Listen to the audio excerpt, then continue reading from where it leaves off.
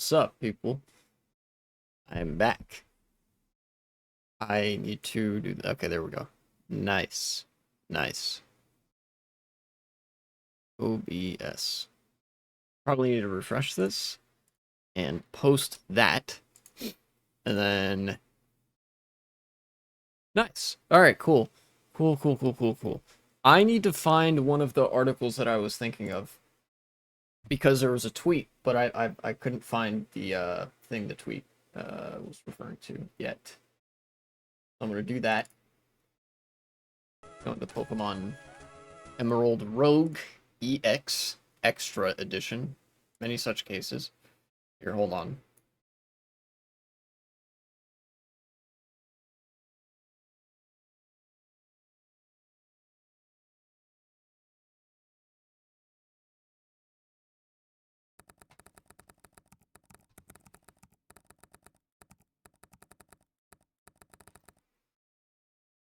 Boo! Yo, what's up, 1v3? 1v3 jump scare. Here we go. This is French news outlet Le Figaro. Législatif d'après la projection des européennes, les macronistes et leur menacés de disparition. Okay, yes, this is what I was looking for. Here we go.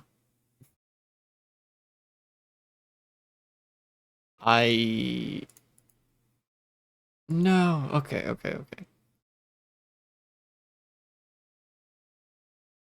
No, it's locked. Okay. Oh, yeah, here we go. So this at least has a, I now have a news source to put to this, and I will translate this page to English. Just so I can have an easier time navigating it, I suppose. And so I can have something to refer to from the tweet that's about to come up, that I was going to mention for this. But that's not the only thing today. That was just one of the things that I didn't have an article for. Let me go look for PETA lawsuit. This was another thing that was going on. Here we go. The Guardian. Thank you very much. Very cool. What else? Seems like most of this other stuff is from More Perfect Union or is from well, general news coverage that I've been seeing, so I'll find an article for it later, but yeah, it's all well and good.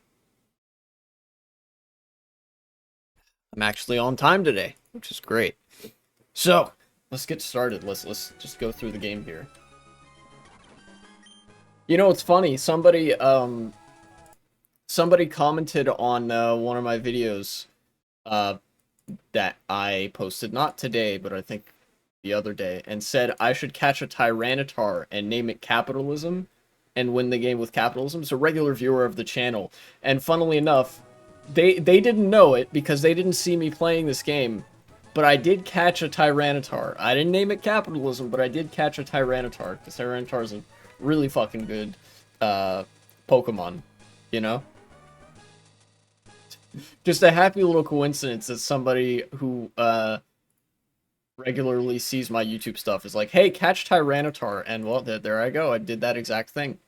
Actually, what can I find what video it was? It was one of the recent ones. Everybody doing?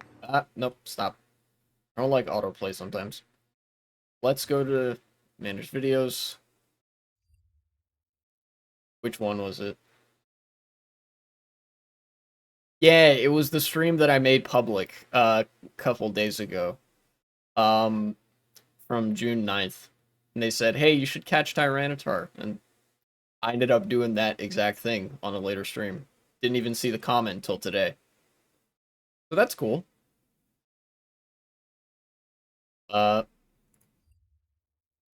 Cute little coincidence. Either way, let's go into this corrosive route. I don't know what Pokemon appear on the corrosive route. I'm presuming steel type, but I could be not. I don't know. Oh, it's poison. Okay. That makes sense then. Everybody's level 65. What quests do I have active right now? I don't have anything pinned. What about in progress? Gym Master. defeat the 8th gym, Elite Master, defeat the final champion, defeat the Elite Four with a legendary Pokemon in your party, rest stop with 50,000, exit a tough route within 1 minute, have a Pokemon faint whilst fighting a wild Wildfit. I think what I'm going to pin this one, and I'm also, if it's possible for me to pin two, I'll also pin this one. Yeah, okay, so I have these two pinned. These are the ones that I'm currently worried about, or that I want to try to achieve this stream, is the 50,000 money thing, as well as the beat all 8 gyms thing. I'm currently at the level cap, so that's what's up. Got you, eh? Let's pull up this stuff here.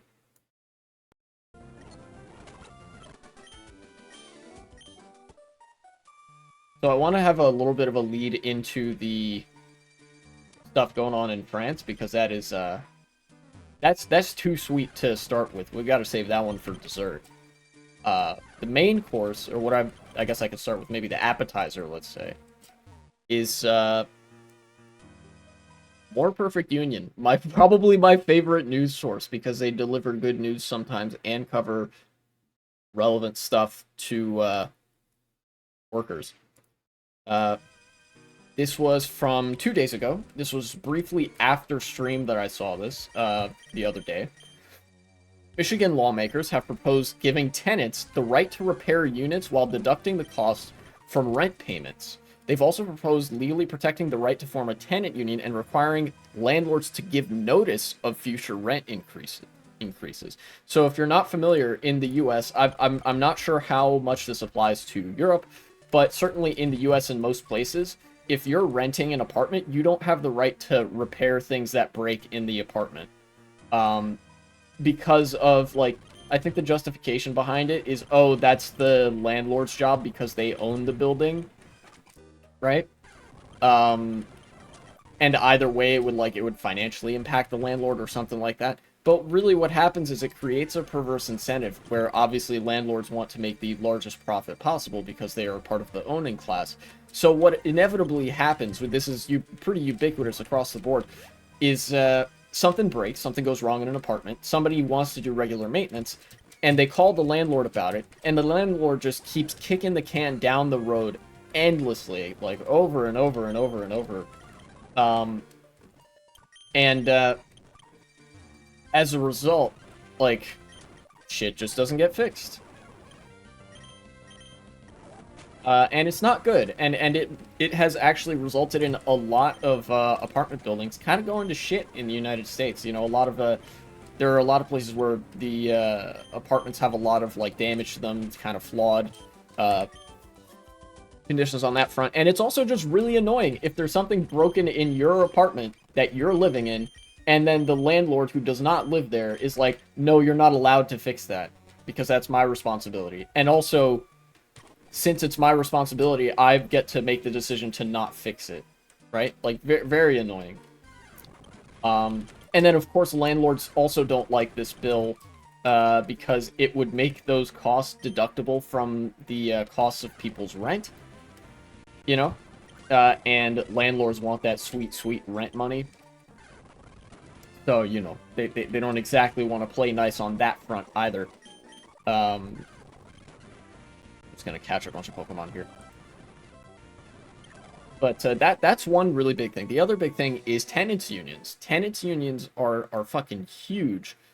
Because it's the same kind of relationship that workers have with their employers, just instead with landlords and the people living in the apartments. It would be a great way to give the working class some sort of collective bargaining power regarding the spaces that they live in. And I'm sure if there's research on tenants unions, I'm sure it would give some information pretty similar to the information that we have regarding workers unions and labor unions and stuff. that it generally increases the quality of life. Because if a landlord is being super obstinate or super stingy or even like really cruel, landlords have been known to just evict people on a whim. Um, then the entire body of tenants can unite and come together and say, look, you're not allowed to evict this one person unless you evict all of us. And, you know, depending on the building, this could be hundreds of people. Um, you know, but either way, that's like, look, if you evict this one person who's struggling, we're going to tear your bottom line to shreds, you know, because we need a place to live. It's, I think it's just a really good way of sort of bringing the power level of people who would otherwise be vulnerable more or less up to par with the power level of landlords, so that people wouldn't, you know, get kicked out of the house for not being able to make rent on any month in particular, because, you know, rent prices are fucking abysmal. They're sky high.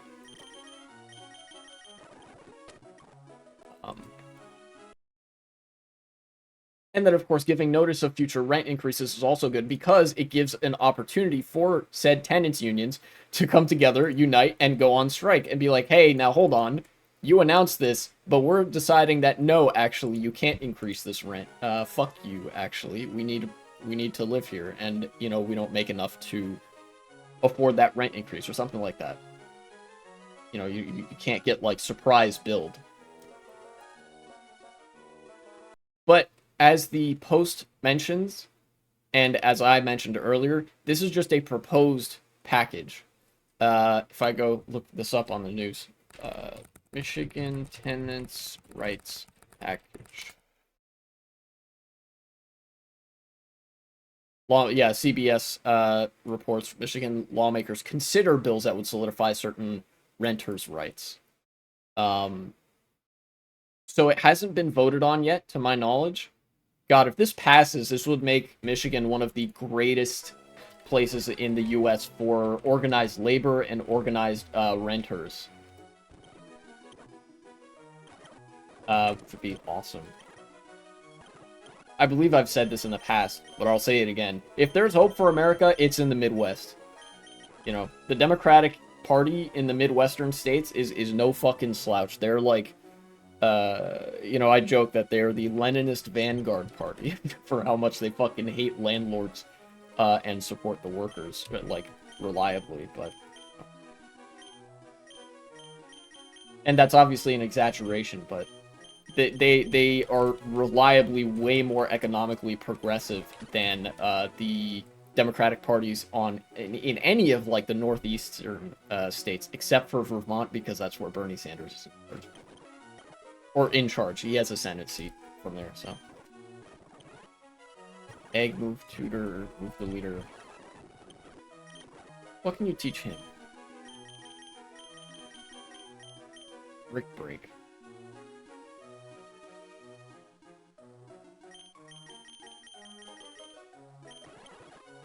What does Heracross have right now? Takedown, Megahorn, close combat, reversal. I could forget reversal for brick break. Right? Or takedown as well. I'm not going to use takedown. How much money do I have? 6,090. Yeah, I'm not going to do the 50,000 this run. Maybe next run. We'll see. Take one of these. And I will use it on you. Get reversal. Yes. Oh wait, I have the TM for Psychic. Shit, I should teach that to Executor. As long as he's here.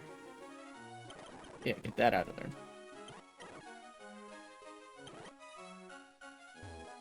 Cool.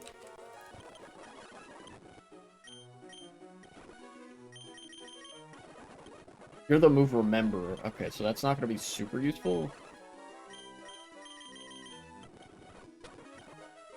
I think my movesets are good for now.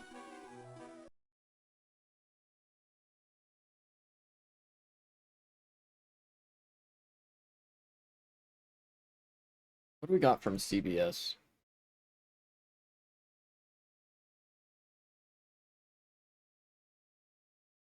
Lawmakers. Let's see. William Lawrence, coalition coordinator of the rent is too damn high. No way. They have an active. That's so funny. In the United States, there's actually a tiny political party called the Rent is Too Damn High. It's called the Rent is Too Damn High Party.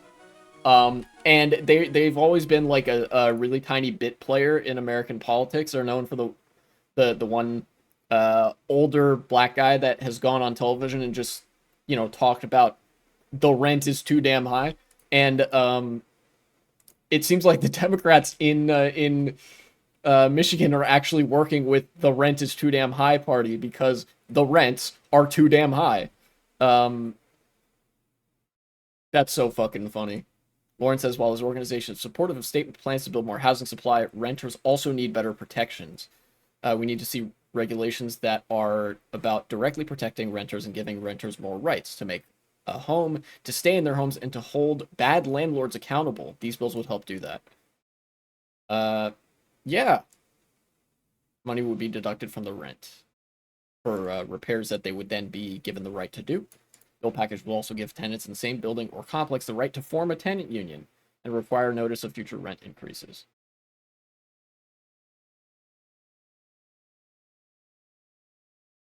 The bill package is being met with some opposition from the Rental Property Association, whose executive director said tenants unions don't seem necessary. No way, dude. It's the same fucking thing as big corpos being like, "Oh, we don't need a union. See, we love our workers. We're a family." But this time it's landlords, and it's like even more obvious because whereas like corpos had done a lot of propagandizing throughout the 20th century and, you know, even into the 21st century to endear the corporate form to people. Like, it's kind of crazy the degree to which people thought like private businesses were good, generally speaking, at like in the 1980s and 90s. Landlords have had no such luck with persuading the public of their supposedly good intentions. Nobody fucking likes landlords. So to hear the literal association of landlords say, yeah, we don't think you guys need tenants unions. You know, you guys don't need tenants unions. Don't form the tenants unions. We don't like this bill because it would give tenants the rights to form tenant unions. Is very funny. We're concerned on how exactly the unions would work with a union due with a union fee monthly. Man's having a stroke while saying this. And how that would increase the living costs for tenants. Dude, it's the same fucking talking points. I can explain that in a second, but let me get through the quote first. And then how that would work with these individual contracts. Said the executive director for the association. We see this as causing potentially more friction among hopefully a really good relationship between the property owner and the resident. Dog. To be clear, the relationship between the owner of a property and the renter of a property is purely one of exploitation. It is the interest of the renter to pay as little rent as possible for a place to live, and it's the interest of the landlord to exact as much rent as possible from the tenant to make as much profit as possible. The landlord's material interests are to make tenants' lives as miserable as possible, and the tenants' material interests are to make their own lives as easy as possible, right? That's the relationship that these two groups have, because that's how like the material conflicts in economics work. And then now for the we don't believe people should have to pay union dues or union fees. Union dues are just like taxes. It's a distributive thing for one, but then for two, the union dues would be accounted for from any like demands made by the union, if that makes sense. In the workplace, how union dues work, everybody pays into the union dues, and then you get more than that back easily when you get a salary increase, right? Let's say your union dues are like $100 per year, or like $120 per year. That's an even $10 a month, right? Maybe it's more than that, but your salary increase that you would get from being in that union from pitching in just a little bit to help the union grow and maintain its strength and bargaining power is way more. The benefit that you would get from that is way more than the $10 a month that you put into it, because that's just the organizing cost. There are other tools that you have at your disposal that don't require that money.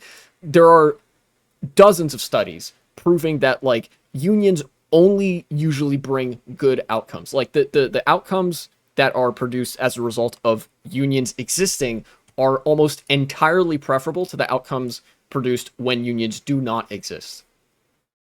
And the same is true of tenants unions because the relationship is the same. The boss wants to make as much money as possible and pay as little as possible. The landlord wants to make as much money as possible by charging as much as possible. The difference is the boss actually pays you for labor, though it's a fraction of what you're worth.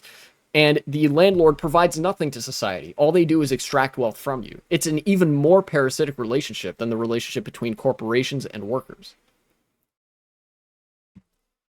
Well, let's see. There's another bit of this.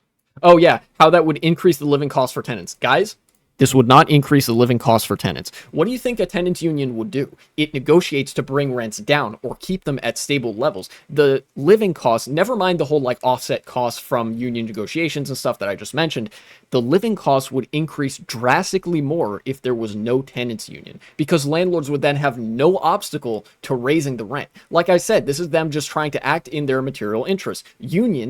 Tenants unions provide an obstacle to the interests of landlords. So they have every incentive to lie, to make shit up, and to try to discredit the concept of a tenants union at every turn, because all they care about is their bottom line, is the profit. Right? And of course, the union threatens that by virtue of giving tenants collective bargaining power. If they are successful in a strike or in a series of negotiations, they could potentially bring rents down, which makes tenants' lives cheaper and landlords' lives just a little bit more expensive. And that's why they're saying this. The living costs that the tenants or that the landlords are referring to is their own doing. When they say, "Oh, this could result in increased living costs for the renters," that's a threat. That's them saying, "Hey, if you do this, we're just going to jack the rents up a shit ton," which is like basically creating the conditions for a strike to take place.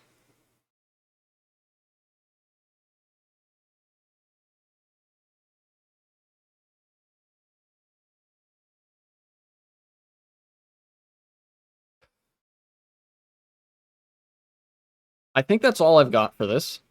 Tenants unions are base, landlords are fucking cringe. Uh,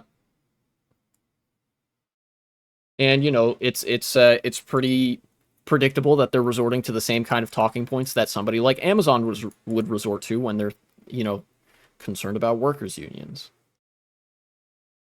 In fact, let me see if I can find a study right now. Tenants union study.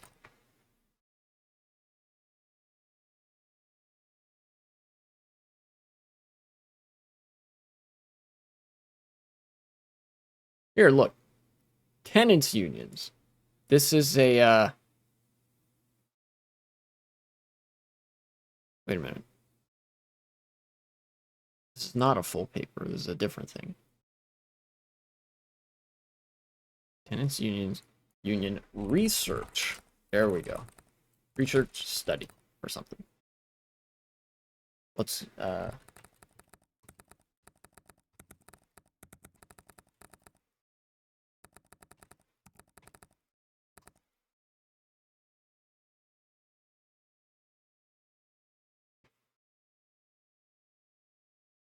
here we go. Look at this. Can tenants unions challenge neoliberal housing governance? The emergence of a new movement in Spain and its impact on post-neoliberal housing policy. This is in Spain, but, you know, the same general economic rules apply basically everywhere. This paper analyzes how tenants organizations approach the state for post-neoliberal housing policy that challenges decades of neoliberal housing governance. It introduces a concept of counter-hegemonic and hegemonic legislative strategies to illustrate how tenants movements in Spain have achieved this policy shift by influencing legislative changes. In contrast to traditional lobbying or representation-focused movements, unions aim to organize tenants offensively against the commodification of housing and capitalist relations, positioning themselves as counter-hegemonic forces. The paper outlines 3 mechanisms used to achieve this. turning tenant evictions and landlord threats into acts of civil disobedience. That's the strikes I was talking about. Using the media strategically to shape narratives and exploiting institutional windows of opportunity through alliances and political crises. While the legislative victories gained by these unions may fall short of their full demands, the paper emphasizes that their impact goes beyond political outcomes. Their activities contribute to contesting neoliberal housing trajectories, disrupting hegemonic governance, and reshaping the political landscape. Yeah, so there's a mass power element to this that, like, when people are organized, you get media attention, and that gives you the opportunity to shape narratives.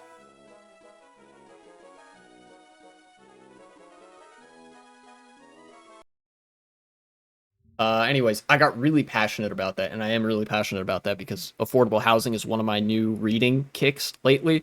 And part of the reason that housing isn't affordable is because landlords have been able to historically increase rent with no consequence. Especially, you know, right now, like it's the rent is as high as it's literally ever been in the United States.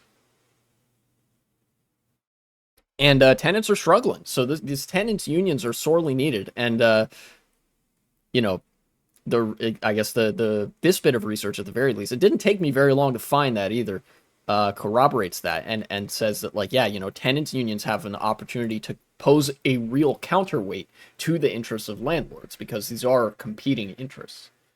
Um, but anyways, to wrap it all up, good things are possible. Of course, it's from the Midwest, where all the good shit seems to be happening in the U.S. as of late. Uh, and good luck to the tenants out there. Hope they get their tenants' rights package. We'll see if we'll see if it passes. If the Democrats vote, excuse me, if the Democrats vote on like party lines, then it should pass because I think the Democrats control both chambers of the legislature in Michigan, and obviously there's a Democratic governor there as well. Gesundheit, thank you very much. Uh, And yeah, you know, fuck landlords. I think that's a note that we can all safely end it on. We can all walk away saying, you know, fuck them landlords. Future me, if that's a segment, please cut it there. Let's write that down too.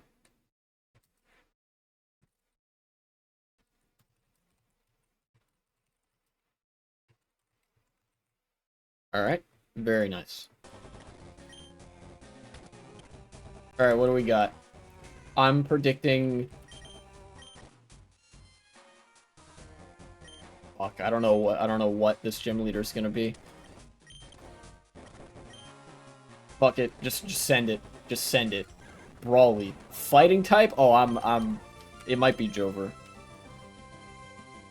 Gonna use a fighting type move so I can switch to you. Yeah. Alright. Hariyama. You have good defense. Let's tuck you out there. That was actually a surprisingly good use of, wait, what Pokemon is he gonna send? Breloom. Okay, okay.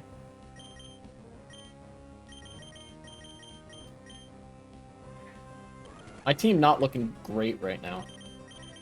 Let's bulk up. Yeah, that was the right call, I think. Megahorn? Oh, shit. He's got, like, a Focus Sash or something.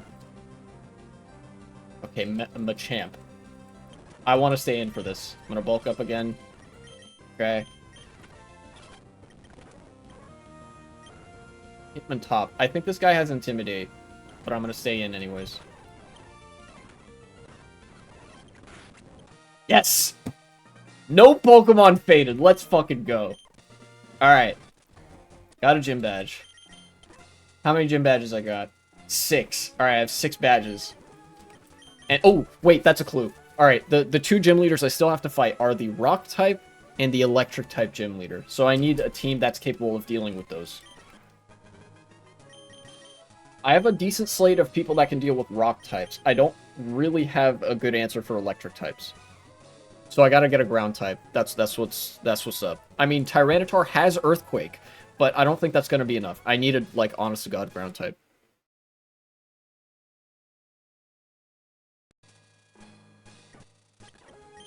Let's You're decently fast, so I'll have you up front. That's the monkey's paw thing. Okay. Average warm route? No. Average swarming route? No. Average fierce route? Calm spooky route. What's this? Spooky route. Man, I don't know what to really do there. Average swarming. Average warm. Fierce. Spooky. You know what? I can't think of any Pokemon that would have a secondary ground typing except for a fire type, so I'm gonna do this route. And I'm gonna do the thing where I catch a bunch of Pokemon because the Safari route back in the hub area is really cool. Can't figure out which stairs to use for the roofs of Breeze. I count on building 1-to-1 scale if you don't remember. Oh yeah, which stairs to use for the roofs. I actually have a little bit of experience for like what kind of blocks you work well as roofing materials in Minecraft. If you're building anything out of oak wood, anything with oak wood, you should use something either gray or black, right? Those colors go really well with oak wood. But if you need a roof that is capable of like emulating tiling, yeah, bricks is a good option for like tiling roofs, or you could use deep slate. You could use deep slate tiles. That's a good way to emulate the feel of a tiled rooftop. Houses are the same as IRL. Well, let's take a look at that then, shall we? Let's go to Google Earth. This is a town in the Netherlands, yes? Sorry, I'm actively doxing doxing a chatter right now.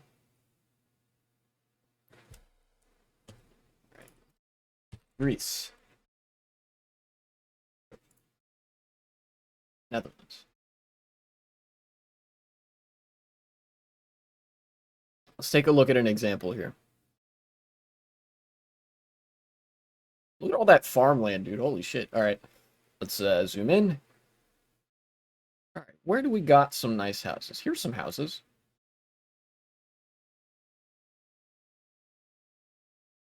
Let's just zoom in right here to get some examples. Street view. All right.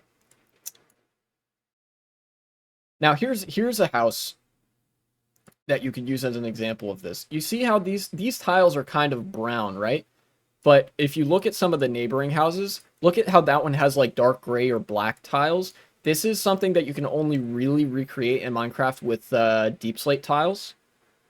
Or if you want to use cobbled deep slate as well. I think if you're using the default textures, if you're not using a resource pack, then cobbled deep slate can give a good image of this kind of texture also. You know, if you have a roof that's a little bit lighter than this, then mud bricks could work, but you would need a like 34 Asserstrat, by the way. Okay. Let's go 34 Asserstrat.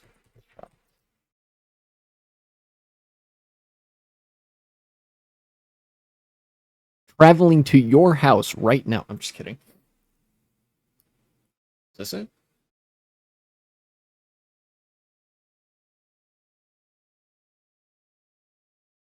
Close, but no. Okay. Search. Street view. What do we got? What's this? This is just a little convenience store.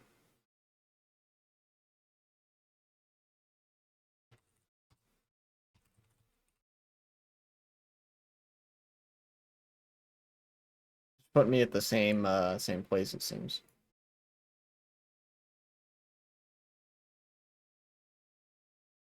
Wait, hang on.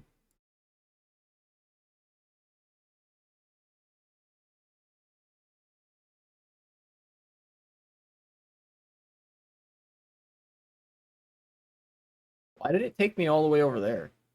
What? Yeah, get me back to this town. This is construction theory. This is architecture theory.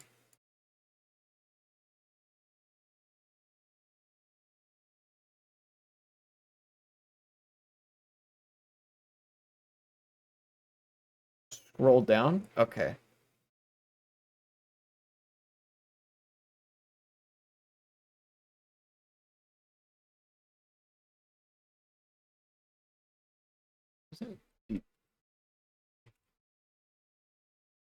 Is it this?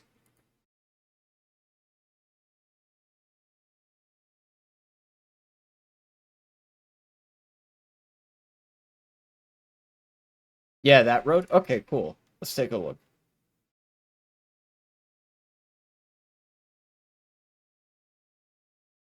It's blurred. Cool, thank you. Let's go up the street a little bit. It's still blurred. Wait, not anymore. On the left of that red dot. Left of this house. Okay. So, this over here?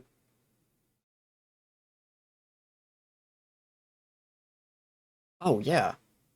For this, I'd probably use the, this one. Okay, okay. For this house, right? Bricks for the wall seems appropriate, because, I mean, obviously bricks. And then for the roof, I'd probably be tempted to just do either deep slate tiles or like, God, I don't know if there's a comparably dark colored block that you could find stairs or slabs of. Um,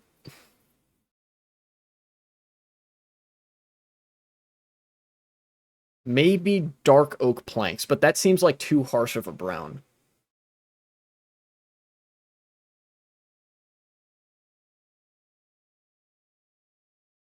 Yeah, probably deep slate tiles or cobbled deep slate are the only two things that I could really see being this roof in particular. Um,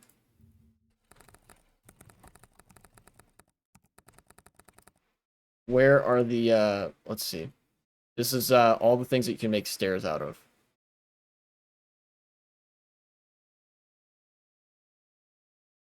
Same, too light or brown otherwise. Yeah, yeah.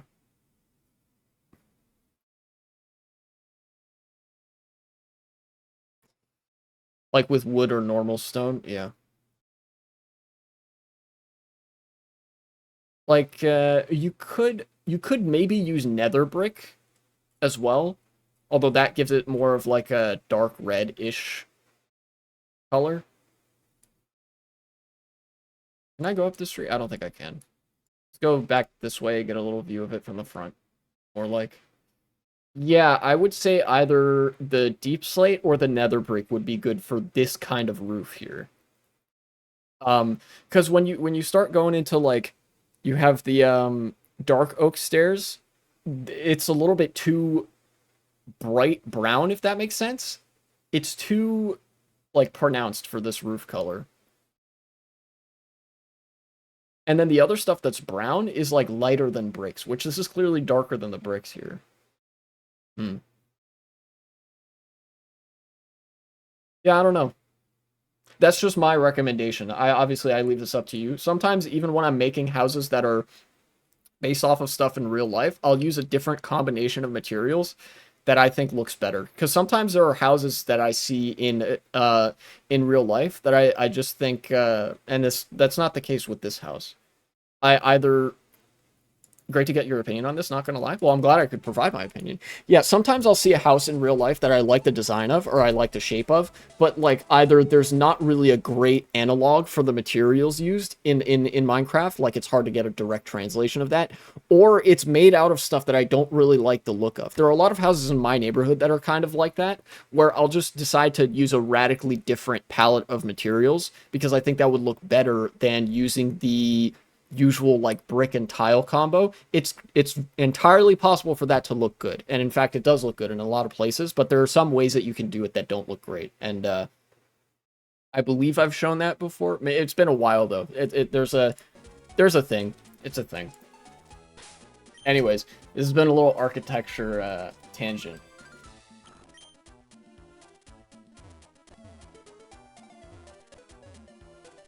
Hello.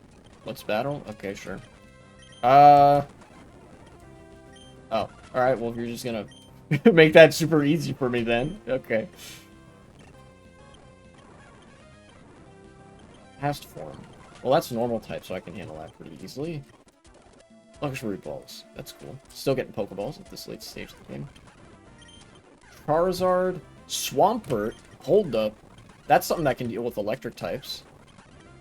Didn't expect to find that here, but I will absolutely take it if that's what's being offered. That's good at dealing with both rock types and electric types. That's really good. Charizard. I don't think Charmeleon ever evolved into Charizard. I don't think he got the chance, so maybe I'll catch this guy. Well, he's not good at dealing with rock or electric types, so then maybe that's a no, actually. Alright, we'll catch this guy.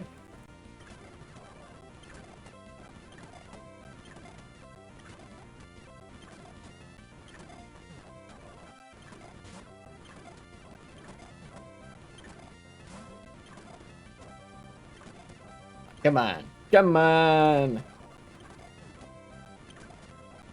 Dang. Looks like I'm... Oh, I was gonna say, it looks like I'm gonna be here for a while, but then I just caught him. Alright, cool. I think I want to get rid of Slowbro.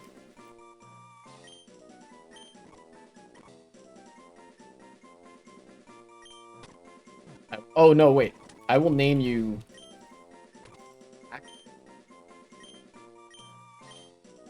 Yeah. What nature do you have? Defense down, special defense up. That's probably fine. Nice. Alright, so that's what I wanted from this route, is just a Pokemon that could be used as an answer to electric types, because I don't really have one of those right now.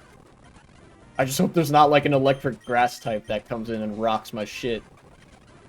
You know, that would kind of suck.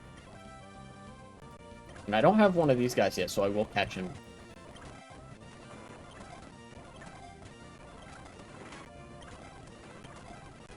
For the hell of it.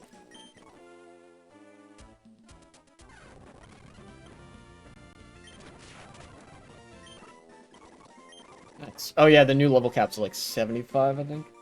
Hammer Arm. I mean, it beats Takedown, so...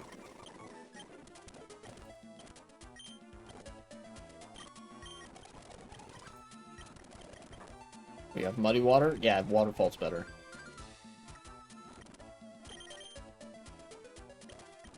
Do you have Earthquake? He does. Haha! I fucking love Pokemon that learn Earthquake through level up. It's so good. It's so cheap. Fucking love it. I don't know why I'm save stating here. It's not like I'm gonna load it or anything.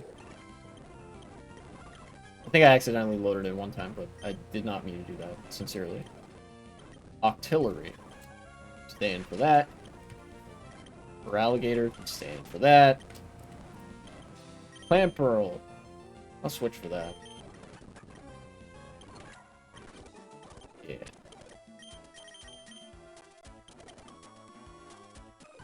Risk it for the biscuit? Sure. Alright, everybody's level 75. That's all well and good. I don't have an ice type, I don't think. I do have a rock type, though. Alright. Just hope that if I run into a Dragonite or something in the future, Tyranitar will be able to pull through. Hopefully he doesn't have something crazy. Like, I don't know, fucking Hydro Pump. Let's go to the next thing on my list, which is one of the namesakes of the stream. Macron continues to take L's. In fact, he's apparently... He is taking an even bigger L in the French elections than he did in the European elections, which I love to see it, because his brand of, like, centrist liberalism is what's gotten France into the, like, economic crisis and whatever that it's in the first place. People are not happy with it. Let's go. So, this is a tweet from a person that I follow who lives in France, but I have found also a news article corroborating it, because they screenshotted a news article. They say, according to projections, there could be Front Populaire, which is the left bloc, versus RN, which is the far right, runoffs in 536 out of 577 constituencies, which means Macron voters will get to decide the fate of the country by choosing between either social democracy or far-right populism. Let's hope that they choose social democracy, because the Macron voters, let's just say that, like, most people don't actually, they're not really, like, ideologically driven to be liberal, because liberalism, especially in Europe, doesn't offer much in the way of, like, compelling reason to support the ideology, if that makes sense. Like, nobody's passionately in favor of the status quo, I'll say that much, unless they are a billionaire, in which case it's like, that's just their interest, is to preserve the status quo and stuff. But, like, otherwise people are not very passionate about the current state of things being awesome, because it's not awesome. Oh no, I didn't mean to close that. Let's go to this news article. This is in French, but I will translate to English as well as I can. Even though there's a translate button, I want to flex my language muscles. Législative. D'après la projection des Européennes, les macronistes et LR menacés de disparition. William Sin, thank you very much for the follow. I can tell we had it for 4,311 days. Yeah. Yeah. It be like that. Liberals, you mean? Like liberalism in charge, the mainstream conservatives and stuff? So, legislatives, meaning the legislative elections. According to the projection of the Europeans, I guess this means the European elections, the Macronists, the Macron's like followers, and LR face, what was it, disparition. Like they're gonna disappear. Macron and his party are in danger of disappearing.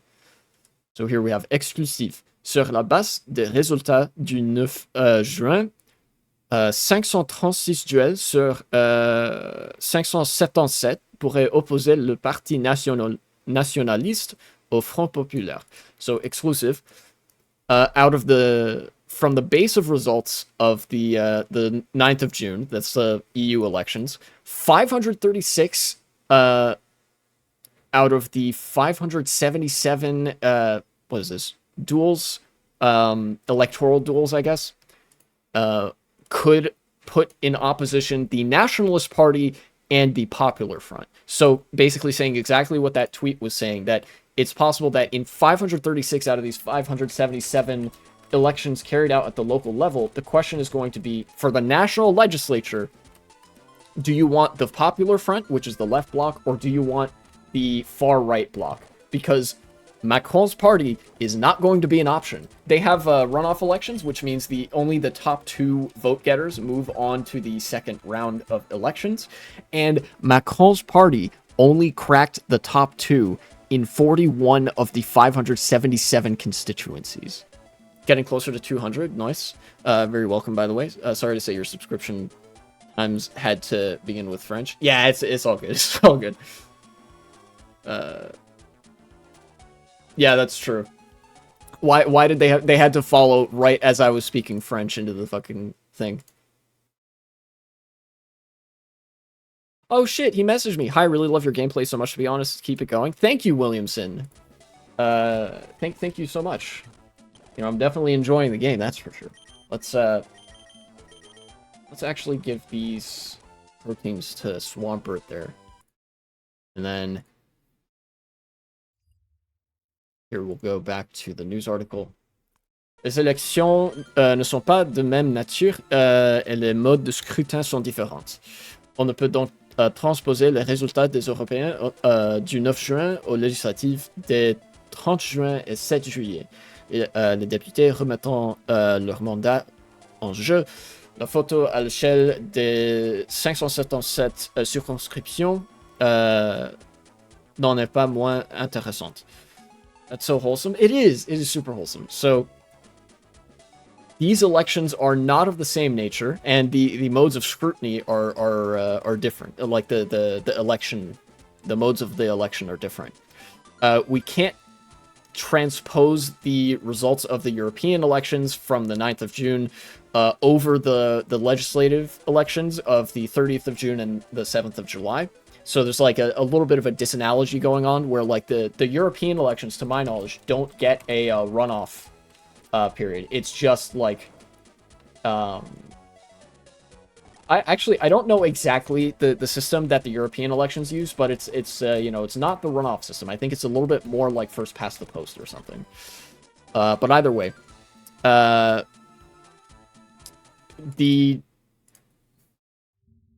see, remettons means handing over. Okay, the deputies handing over their mandate in play. The deputies in play. Let's see, la photo. The scale of this is that 577 circumscriptions, which means constituencies, will be nonetheless interesting. I think that's a really sloppy translation. Let me just get the Google Translate. It's just the translation says basically the same thing I said. That like basically, you know, everybody's legislative seat is on the line here, and that like obviously this for all 577 seats, this is going to be something. Porte de son avance sur toutes les autres listes. Celle de Jordan Bardella est arrivée en tête dans 457 circonscriptions, soit 8 sur 10. Les autres se répartissant entre Manon Aubry, Valérie Haye, Raphaël Glucksmann, François Javier Bellamy et Marion Maréchal. D'où cette carte France monochrome. Okay. So they're giving us a breakdown of the candidates that are favored in each constituency, but I don't care about that as much as the party. That's a bit more interesting to me, is which party is favored to win. But I don't know the polling very well. And of course, obviously, as we all know, polling was made by the devil to give you anxiety. Yes, you specifically. So I don't, you know, polling is very iffy, very wishy-washy and stuff. But regardless, this poses a massive turning point for France, potentially speaking, right?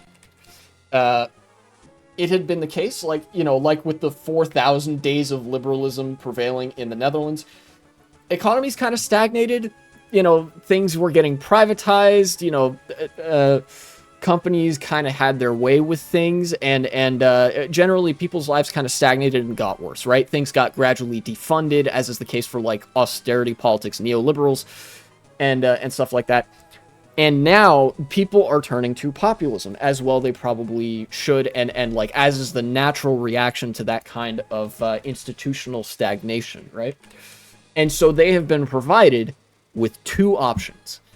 They could go with the far right, which is functionally not very different economically from the liberal parties, but they hate immigrants, and so that's going to capture some reactionary people.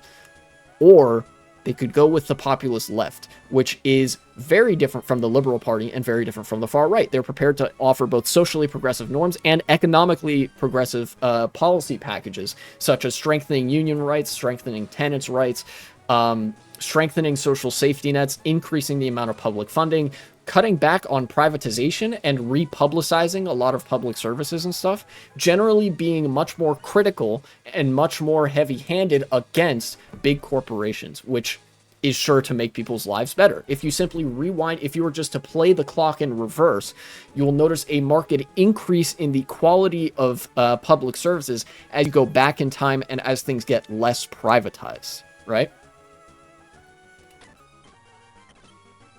And I think, pardon me for being hopeful here, but I honestly think that when given the choice between a populist right-wing party and a populist left-wing party, most people will choose the populist left-wing party, especially normies, right? Because that's, you know, even if people are anti-immigrant, I think a lot of people will be able to see that the left party has a real shot of making their lives better, when even though, like, you know, I might be skeptical of those dang immigrants, but, like, you know, what are they really doing for me, right? What are these far-right guys doing for me, realistically? Or the RN party? such is my analysis of the situation. I don't think you really need to break it down to that level of anecdote. I mean, I did, but I don't think that's really necessary, because this is like it's an economic and political crossroads where I think liberalism is starting to hobble along on its last legs. There's going to be like, all right, which way, Western man? The far right or social democracy, basically? Or, you know, maybe like reformist socialism in there somewhere. And I just hope that people pick the latter option, the socialism and social democracy. You know, that'd be cool. Average sharp route. It's the den of a strong Pokemon. So I could... Okay, let's check the quests here. I have these pinned. Oh. I'll take care of that in a second. What's the one with the legendary? Okay, defeat the Elite Four with the legendary Pokemon in your party.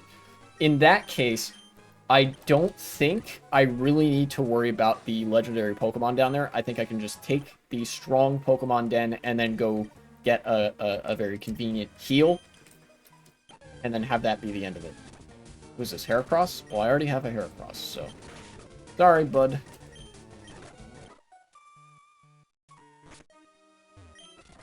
Full rest stop. Yes, heal me up. Yeah, good things are possible, dare I say it. I've said it several times, and I'm on my good things are possible kick, so that's what's up.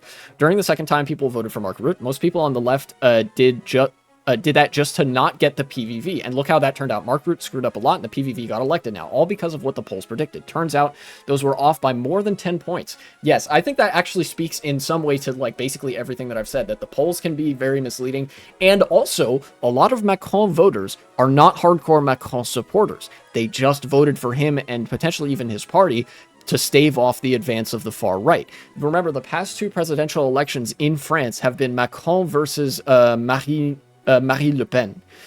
So like a centrist liberal versus a far-right candidate. People didn't like Macron. And I remember reading at the time of the 2022 presidential in France that there was record low turnout. People didn't like either candidate. So when they're provided with an option that they do like, they're likely to turn out more. A lot of the people that are Macron voters this time will probably defect to the left because they were doing that as a strategic vote. And there's a lot of people also who will vote for the left party that stayed home in 2022 and 2017, because they're again very apathetic and they don't like Macron because they think he's not good enough. Great movie, by the way, Lupin. Oh yeah, Lupin the Third. Lupin the Third is fucking great. Yeah.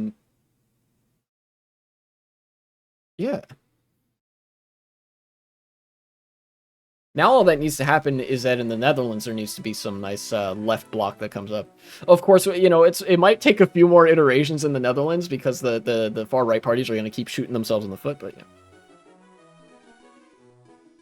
Sucks for us that the Dutch journalists all got hit hard with the polls virus. Yeah, I mean that happens in America too. Yeah. You know, the polls are a hell of a thing. And even when they're accurate, the polls are a lagging indicator, not necessarily a leading indicator. In this case, though, I think that works to our favor. If the polls are a lagging indicator, then a lot of the polls will have been taken before the left bloc properly united, and it's possible that the left would perform even stronger than the polls predicted. All they need is time, and GroenLinks PVDA will come up. Yes, I actually, as weird as it is for me to be this optimistic, I think it is only a matter of time before the social democratic and socialist left in Europe makes a resurgence, because nobody likes the liberal policy making right now. And, you know, people especially don't really like the far right, except in Germany, because some very exceptional circumstances have been taking place over the past, like, 30 years there. But certainly in the Netherlands, I think that you guys might be due for a similar change as is currently happening, I believe, in France, that you know, we've seen the rise of the far right, and now the left is going to potentially meet it there. So keep your eye on the French elections. If you're following politics, keep your eye on the French elections that are coming up on the 30th of June, pretty soon. Because that's gonna have some significant implications for how much life the far right and how much life liberalism have left in them before the left finally gets to reassert itself on the policymaking stage. And if the left does reassert itself, that's going to mean some really good things for people that are not earning that much money. It's going to mean, like I said, stronger public services, more public investment, less privatization, better quality of life, generally speaking, due to things like union protections, workers' rights, etc., etc. There's like a general package there. Yeah. Future me, if that's a segment, if the French elections thing is a segment, cut it there. Man.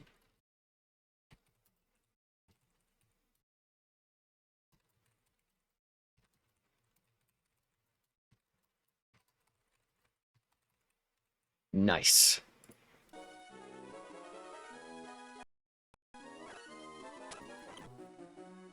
What books do you have? Waterfall, Hammer Arm, Earthquake, Endeavor. I don't know if there's much that I could add to that.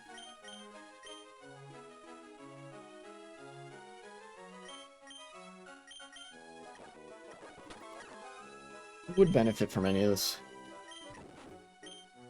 You would benefit from having an Energy Ball, I think. Right? Wait, I totally misread that. That Energy Ball's not a thing here. No, I don't want Giga Drain. Yeah, Pokeballs, that's... General Shock, you got some potions and such. How many potions do I have? I have Moo Moo Milks. I have a bunch of mint. Potions. I have 3 Hyper Potions. I might be able to get a couple more. I have 3 Max Potions.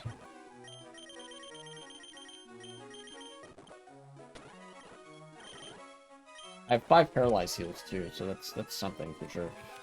Alright. This next gym leader is going to be either the rock type or the electric type. In either case, I want to have Swampert out front. Are you ever, while making your segments, like, yeah, so wise almighty king of kings, I will cut it there?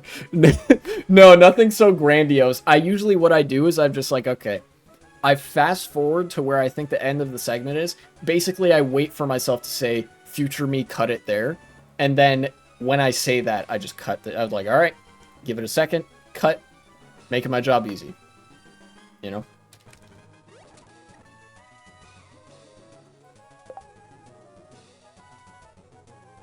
That's usually how I approach that. I usually... I don't talk to myself very much when I'm editing. I do talk to myself when I do other stuff, but usually editing is not one of those. A mighty trainer. Alright, let's run into it, baby. And it's Watson. Alright. And it's raining? Oh, this is perfect.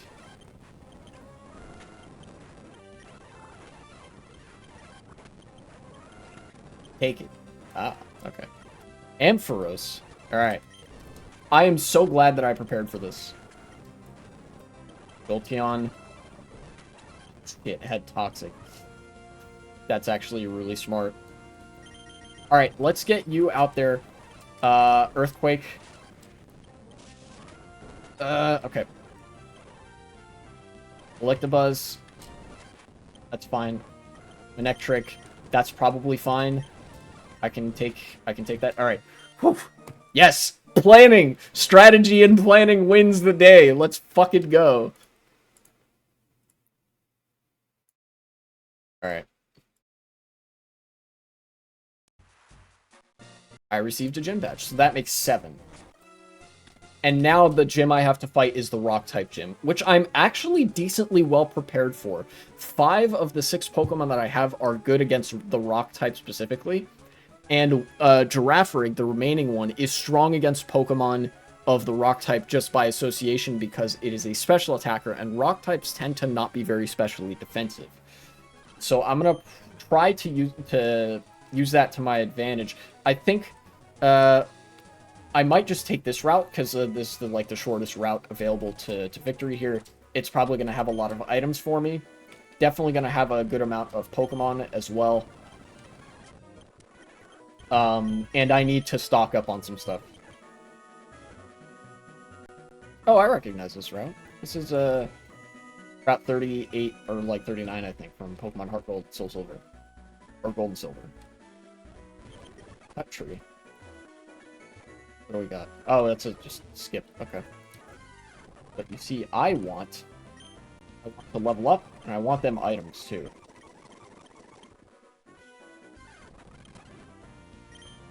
Dragonite. Oh boy. Dragonite's not going to be super useful for rock types, but Dragonite is a very cool Pokemon, so might do me well to at least have it. Giraffric, all Giraffric has really is Psychic and like Crunch, I guess. I have one other. No, I will yeah, I'll get rid of Giraffrig. I already have a Psychic type. Normal type doesn't do all that much for me. Welcome to the team. Attack up, special defense down. That's perfectly fine nature. Got Dragon Rush, Outrage. Okay. Can I teach him anything? I mean, I could. Definitely, I could teach him, like, Water Ball.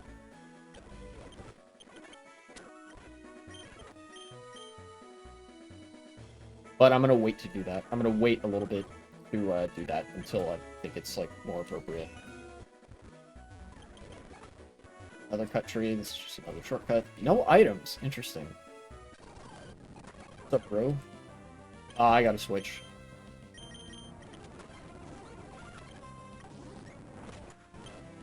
Oh boy. They added Quiver Dance, huh? Quiver Dance is a real doozy to deal with. Raises its Calm Mind, but it also raises your speed, which is really good for bug types specifically. It's a move that only bug types can learn.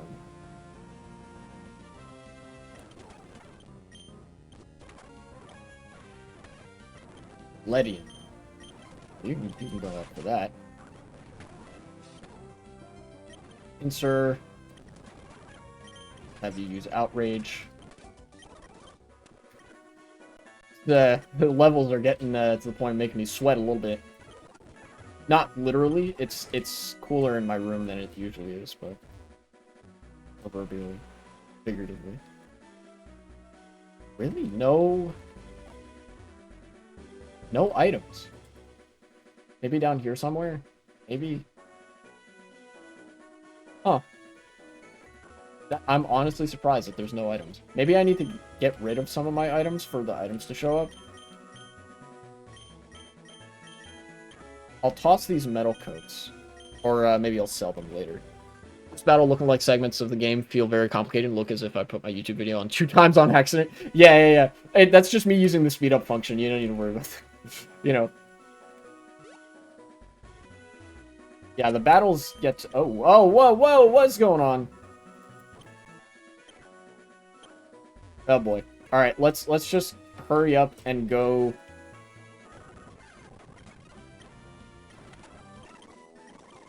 Game's glitching out on me a little bit.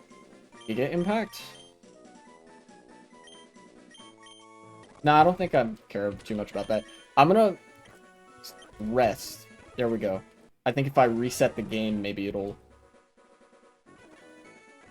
Saving... Don't turn off the power. Okay, here, hold on. I'm gonna rest here. And then what I'm going to do is close the emulator. Sometimes this happens. If I close the emulator, hopefully it will have a chance to reload and won't glitch out. That happens sometimes. Emulation on VBA is... There we go. Saving... Okay, nice. It's really good at emulating the GBA, but the GBA is subject to some errors and stuff. It happens, it happens. Alright, reach level 85. Perfect. Let's go through here. Calm Swarming Route. This is bug types. That's what we got.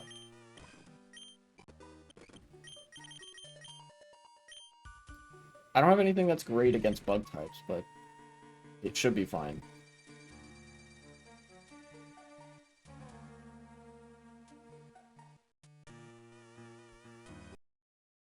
What else we got? on the list. Oh yeah. Gonna talk about not Chiquitos. It was oh yeah, APAC. APAC.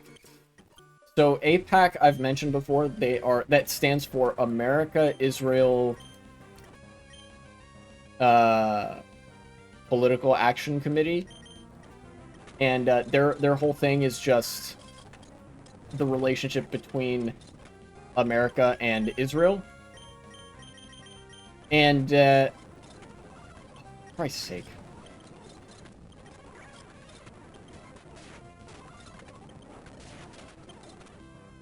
Oh, fuck. I'm loading state there. I'm not going to take that. The whole deal with APAC is just they're a pro-Israel pack, at least on the surface. But they are also, APAC is also funded by largely far-right interests. It's a far-right interest group in America. And they have a vested interest in like, basically aligning parties to the interests of capital. They're funded by billionaires. It's just another vehicle by which billionaires can influence politics and be like, hey, we want to get politicians in office that are friendly to us and not friendly to labor and not friendly to other socially progressive causes. One of which is support for Palestine. They want people who are hostile to the state of Palestine to be elected. To this end, they've fielded a bunch of candidates. They've astroturfed a bunch of political campaigns. But those astroturfs can sometimes be not a sure shot. They already lost one of their candidates. They have had some success in unseating incumbents, unfortunately.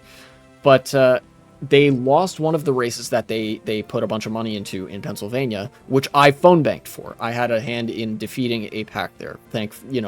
I'm glad to be able to say I was a part of that effort. Now there's another one happening. There's a Black American representative from New York, I believe New York City, representing one of the 5 boroughs, as well as I think part of New York City that's like outside the boroughs or like just the greater area or whatever it is. And he is also pro-Palestine, so they've decided that he has to go too. But it's not just because he's pro-Palestine, it's because he's progressive. AIPAC almost exclusively targets progressive candidates to unseat them. Like I said, they're a vehicle for far-right interests to infiltrate not just the Republican Party. The Republican Party has long since been taken over by the far right, but to infiltrate the Democratic Party as well, which is the nominally left party in America.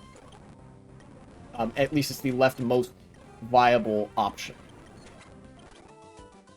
So, to this end, AIPAC has spent $25 million on a single congressional seat. That's a lot of money. Even for a national election, usually you only get that kind of money for a statewide race like Senate or governor, or for, obviously for the presidency, we're talking in terms of like hundreds of millions of dollars.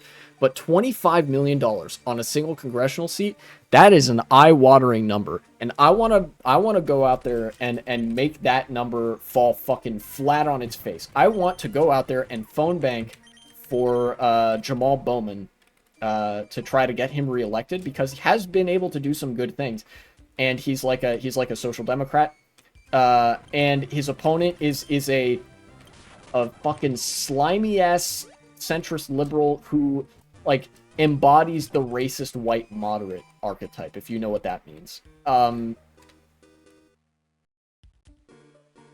And I would love nothing more than to put that guy in his place, to get Jamal Bowman another term in the office, and to throw that $25 million in the fucking trash can. That would be a massive political defeat for AIPAC. It'd be a massive W for the left. So yeah, next week I'm going to do some phone banking for that.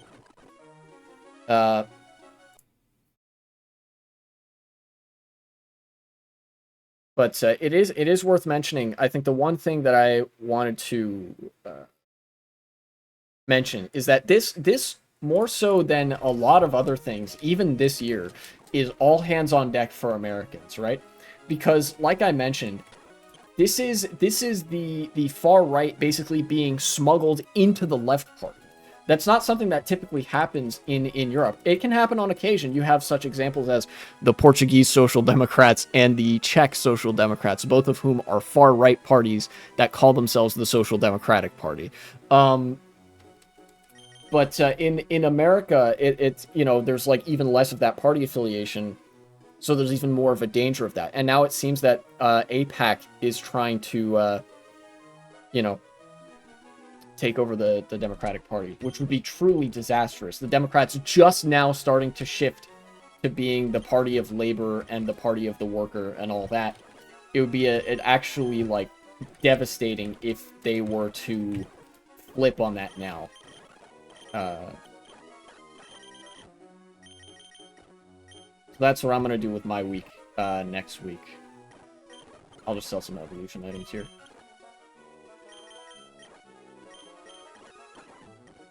Of these, buy a couple of these, and we're good.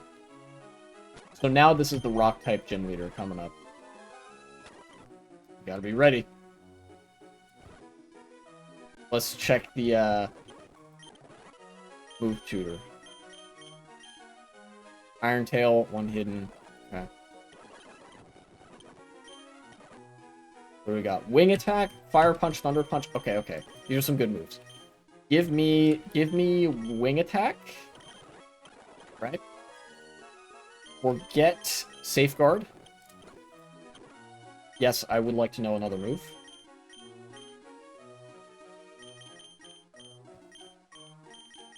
Want fire punch. This is good for ice type coverage. Ice type's usually not the most defensive. Forget Dragon Rush for that. Nice. All right, we've got our team. Let's it's move it or lose it time. I don't have any money, so let's go. A mighty trainer. Rock type. Yep. Let's have Lantern out front. Screw it.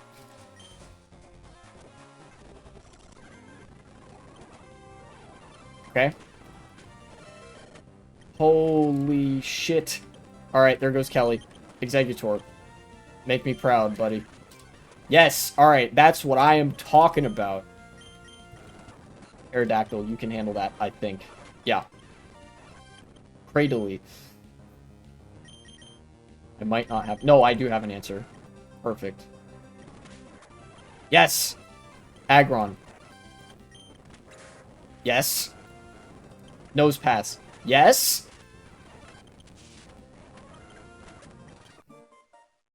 That's fucking right. Let's go.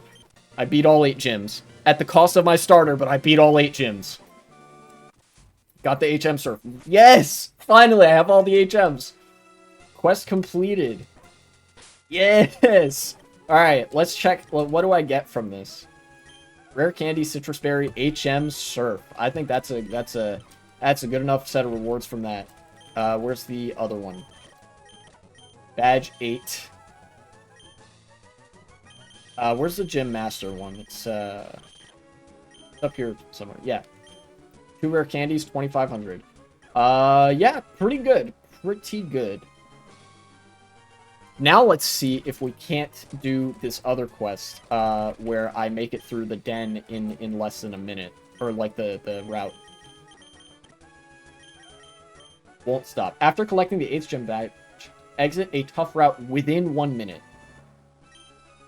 Let's try that.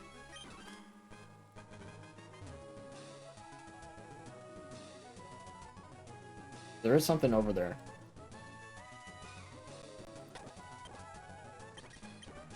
Tough magical route. Alright, I need somebody fast to be up front. Wise lady once said, vers un verrier vers 20 heures.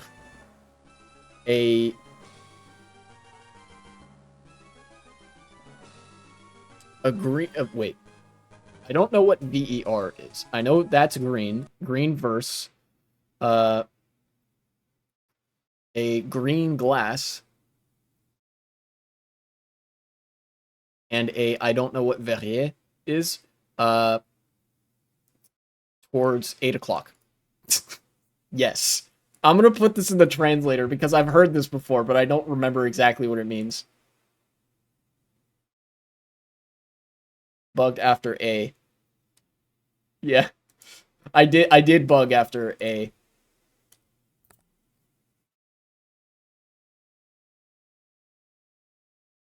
Ver, okay, ver is worm.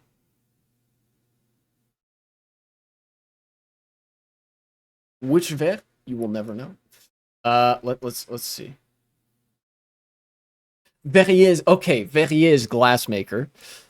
A green worm pours glass towards a glassmaker at 8 o'clock. Yes. Un vers un verrier vers 20 heures. A ta ta ta ta ta ta ta ta. Very true. I don't know if that's also French or what that is. I'm gonna search that one too. Real sentence in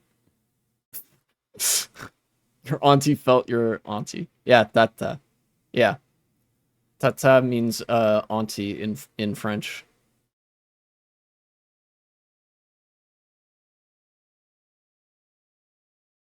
And then the two tas with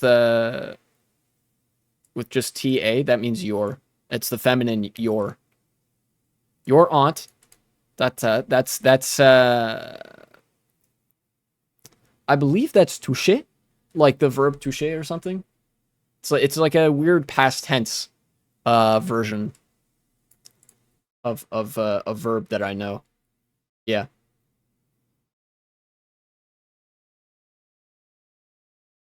Yeah, okay. Neato. Let's try to book it through this route in 1 minute. See if this works. Where are we? Okay, we're here. Let's go. Ignore all the items. Just run. Not using the speed up button, because that's actually going to inhibit my efforts here. No, okay.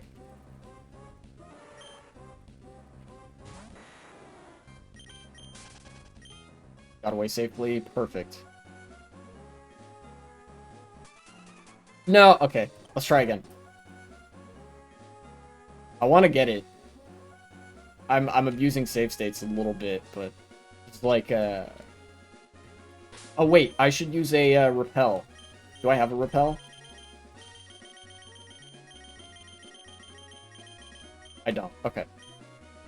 So just fucking book it.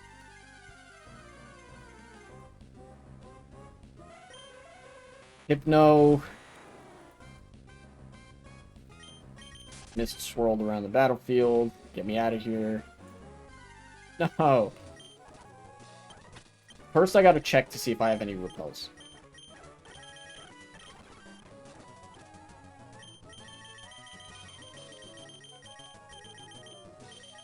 I actually don't. Okay. Let's make a run for it.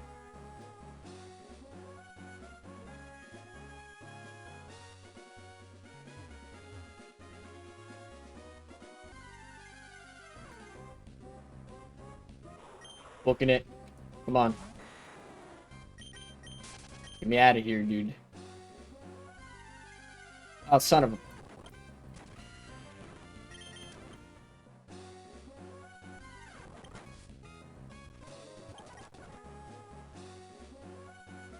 Maybe I need to take the shortcuts. Maybe that's what I gotta do. It seems like there's no way I can actually get through here if I'm taking the grass route. Okay, go up this way. Have to go through here. Wobbuffet. Ooh, opportunity to do that other quest, but I'm too committed to... No, it has Shadow Tag? God damn it.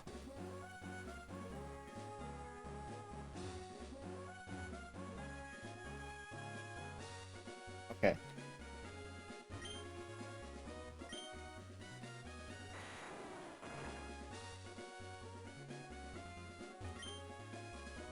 I'll get to that in a sec. I'm trying to do this challenge here. kind of save scrubbing it a little bit, but like, you know, you gotta do what you gotta do. Come on, get me out of here.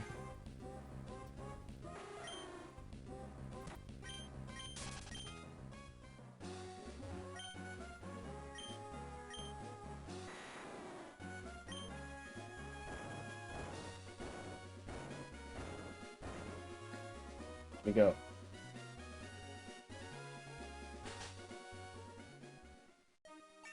Yeah! There we go. Nice. Attends, t'en as autant de temps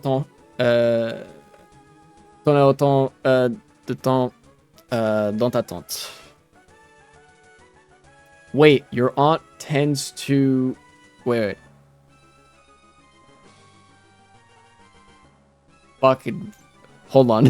I'm bugging out again. God damn it. I'm not good at the French tongue twisters. I'm good at the English ones, because that's my first language. Yeah.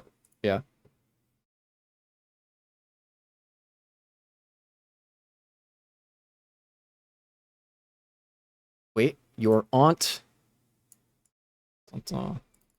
What is...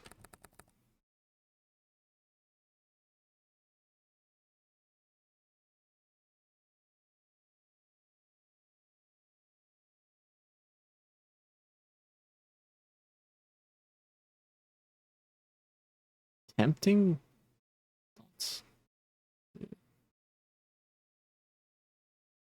Tempting. Yeah, okay. Your aunt... The fuck? I'm never gonna get a good translation of that.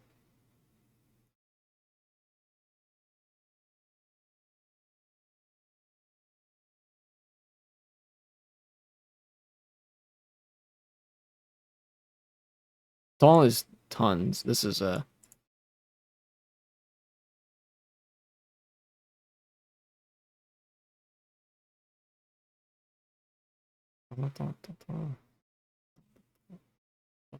Tons. Okay, so this is tent. Tall. Tall is gadfly, right? Tall n'a autant de... means... Tall n'a autant de... You have a lot of, I think. Or you've got so many of, or something like that. Yeah.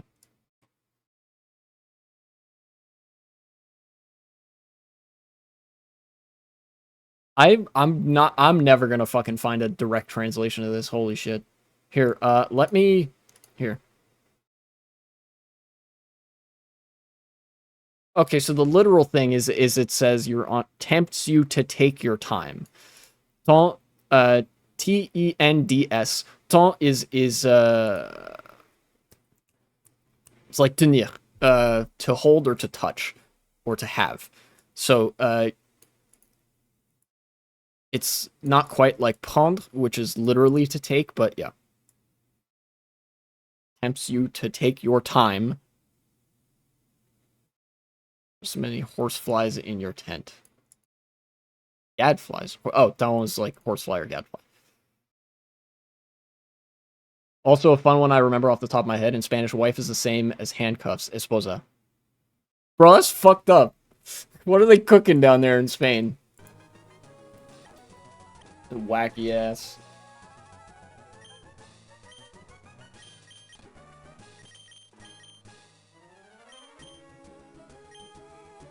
Light shop upgrade. Okay, interesting.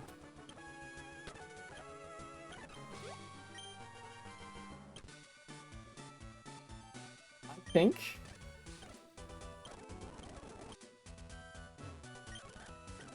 I think that this is a good place to end this run. Yes, I will return to the hub. I would like to save my progress, because I finished a couple of quests. And I had a pretty good team going. And I think that's more than satisfactory for a run there. I beat the 8th gym. It just required a little bit of that brain power, but yeah.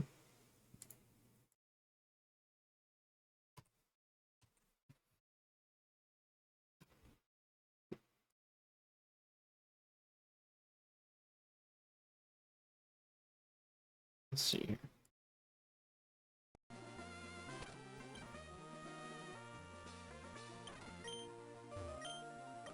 I have some press rewards. Rare candies, money, rare candies, money, money. A Mew! So cute. Can now filter by generation. Money. You can now carry both bikes at once. Wallet berry, grappa berry. Bakery! Ooh. 500 money. Will now offer a free trade at the start of adventures. That's cool. That's all for the moment. Good luck with your next adventure. Sick! Mew! He's so cute! However, that nature, I think, needs to change.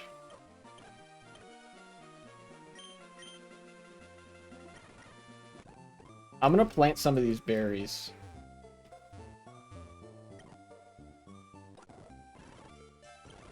After, of course, picking all these ones.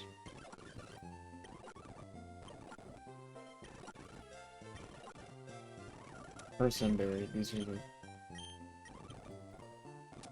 Berry. Wait, no.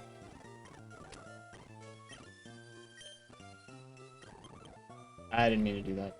Planted berry. Yes. Chesto. Pecha. Raspberry. Aspir berry. Good for frosting. Lepa berry. Oranberry, sure.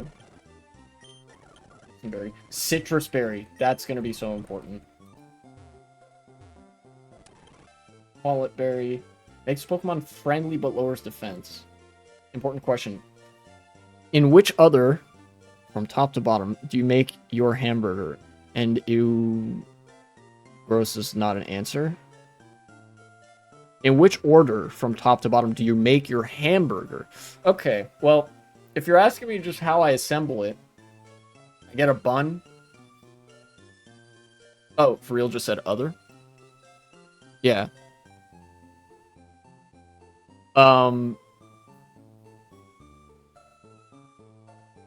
Well, for hamburgers, what I typically do, I just start with the bun, and then... Too many hamburgers in my brain, I guess. Yeah. And then I have the cheese on the top bun, and then I have the hamburger in the middle, and then ketchup between the hamburger and the bottom bun, and that's like the basic structure of the hamburger for me. And then any other condiments that I have on the burger, I would put on top of the cheese. Like if I wanted to put onions or lettuce on the burger too, I would put that on top of the cheese. So it's like bun, whatever condiments, cheese, burger, ketchup, and then the bottom bun. And that's how I do it usually. Because I don't like it when the ketchup mixes directly with the other stuff, except for the burger. And, you know, apt question, because I made some hamburgers for myself just at the beginning of the week, I think. I cooked them on the stovetop, and I just had one for lunch today. In fact, it was the last one out of the 4 that I made. Yeah.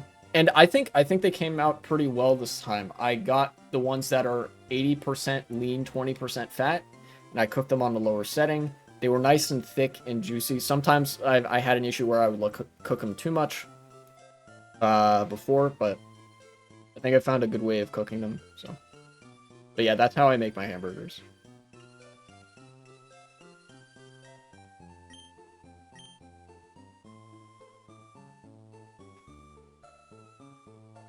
Makes them friendly, but lowers a certain stat. Do I care for these? I mean, I'll plant them.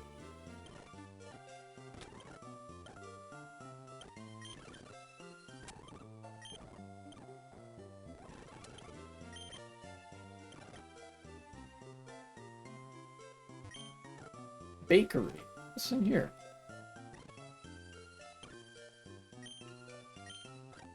Oh. How nice. The cupcakes. Alright, cool. First thing I want to do is get some mint. Or a mint, at the very least. Big lab. Professor Birch's lab. Where's the bike shop? Here it is. Right? No, clothes shop. Yeah? PM shop. General shop.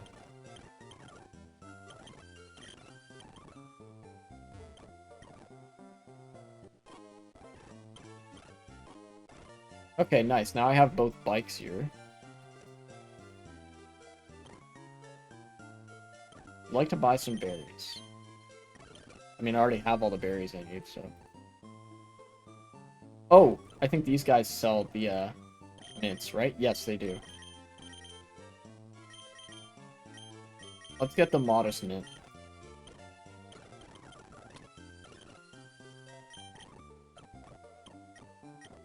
And use that on you. Yep. Nice.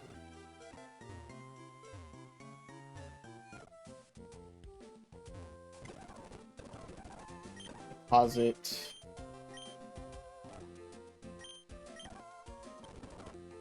Move. Oh yeah, I have these Pokemon as well. That's cool.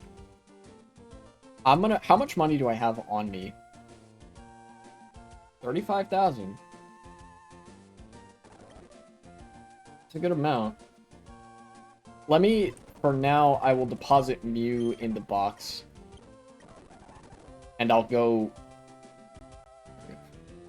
Y2K versus 1v3 hamburger. Top bun versus top bun. Extra pickles, onion, cheese, lettuce, burger, sauces, ketchup, mayo, curry. Bottom bun. Cheeseburger. A little more mayo, bottom bun. Crap, that did not work. You put a lot of stuff on your burger. I mean, I think it kind of worked. I got an idea of what kind of burger you like. Right? Burger with some pickles, some onions, some cheese and lettuce, and ketchup, mayo, and curry. Right? But you put the sauces on the bottom bun, you put the condiments on the top bun, and then you have the burger in the middle, and then that's the burger. Yeah. It worked alright. You're selling yourself short.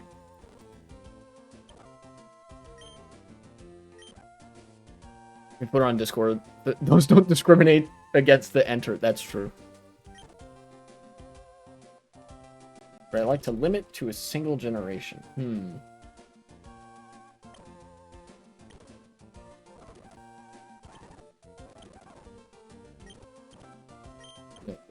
How many Safari Balls?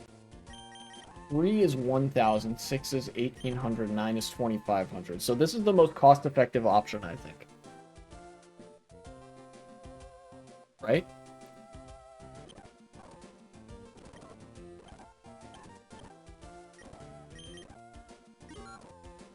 There we go. Then 2,500. I'm gonna catch a bunch of Pokemon. What's up, Heracross?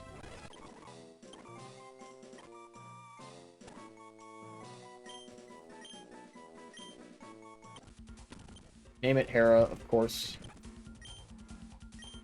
Neutral nature, that's perfectly fine. I can work with that. What is this? Normal, fighting, and fairy.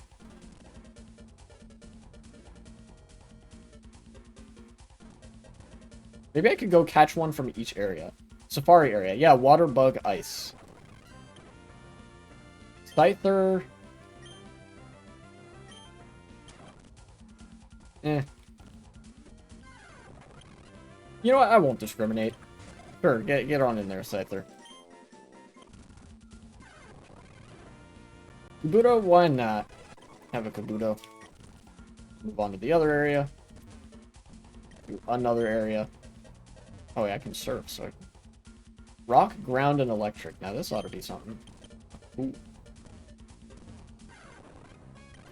Voltorb, sure. Kabuto, already got you. Already have. The Diglett with the fucking hair. Ground Steel. Fuck it. I'm not discriminating which Pokemon I catch and which ones I don't. Unless I have them already. But, you know. Let's go to a different area. Our area. Ice. Almost like Fairy. Mankey. I'll have a Mankey. Box one. Grass, Poison, Dark. How many Safari Balls do I have? I have 3. Okay. Ghastly, sure. Bulbasaur, perfect. Love Bulbasaur. And what else? What other? Ah, like.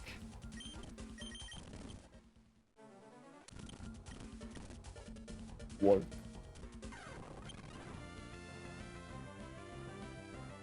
And alright, sick.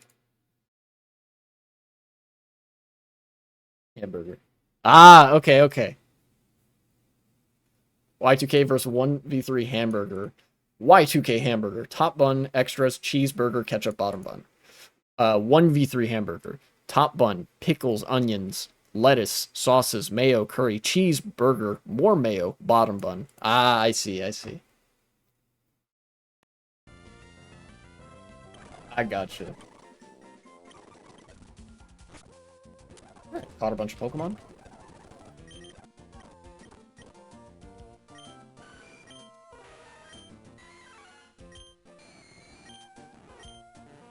I gotta fix some of these natures here.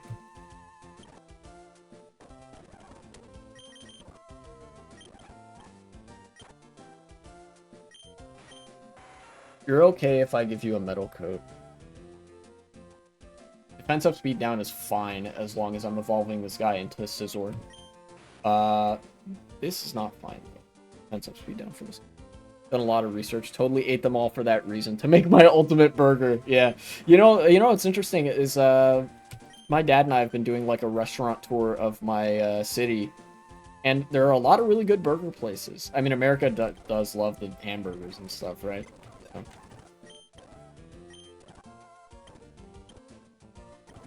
You guys are fine. You're fine. You're fine. So who's not fine out of this bunch? Mankey, Ghastly, Bulbasaur, them three for sure.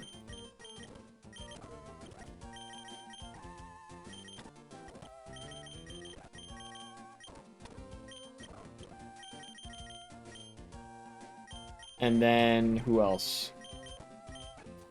Maybe Slowpoke. I think yeah, Slowpoke would be a good one to address here. So let's do that.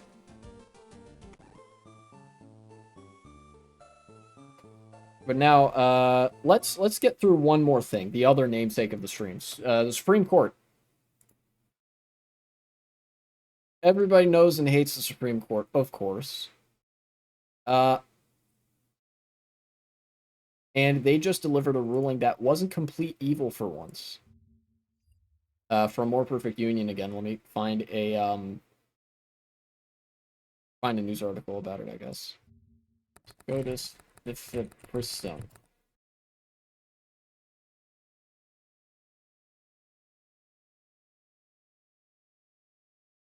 Here we go. CNN has an article on this.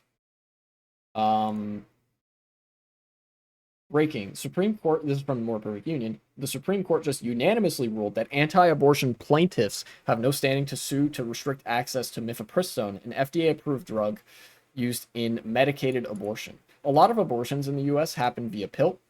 Very safe method of doing so. Doesn't really endanger the life of the woman. It's a pretty well-tested method of IVG.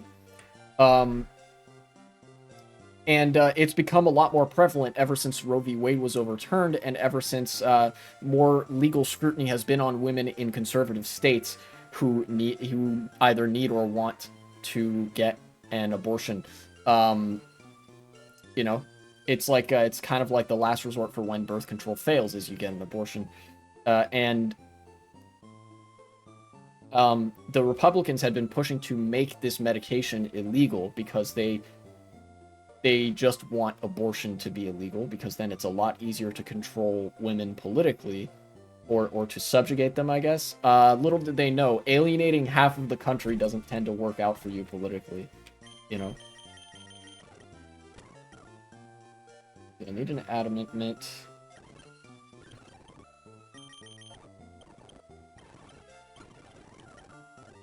I need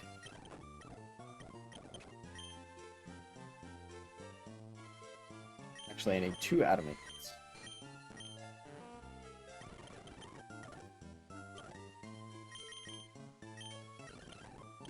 And then a boldment.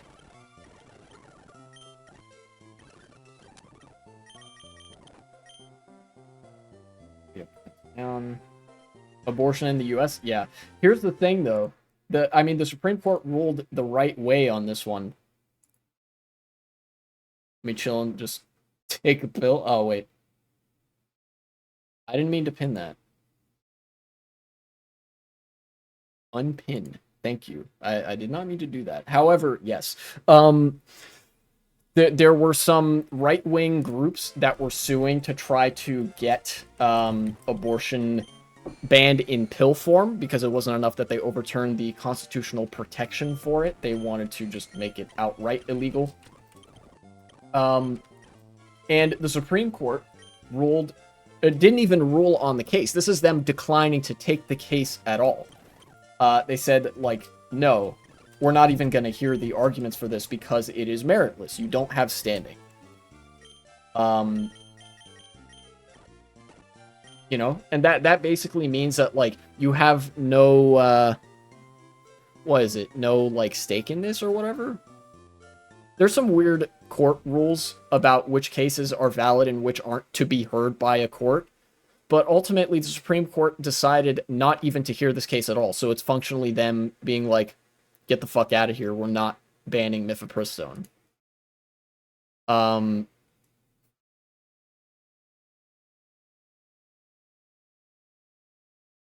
mifepristone also, this would be a devastating blow if they did take the case. So I'm glad they didn't. Because mifepristone is available over the counter. It's just like an over-the-counter abortion pill, just the same as you would have like an over-the-counter painkiller or cough medicine. You know, like, oh, this will smooth out your throat. Easy something or other.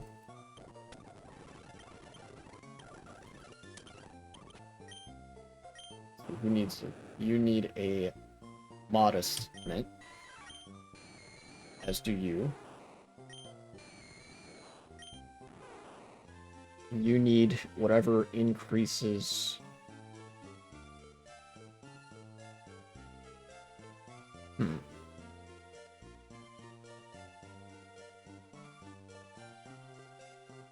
You probably benefit from a bold mint as well.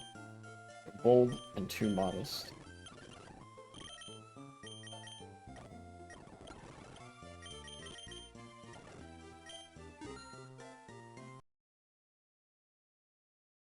Originated in Texas with a Trump-appointed judge.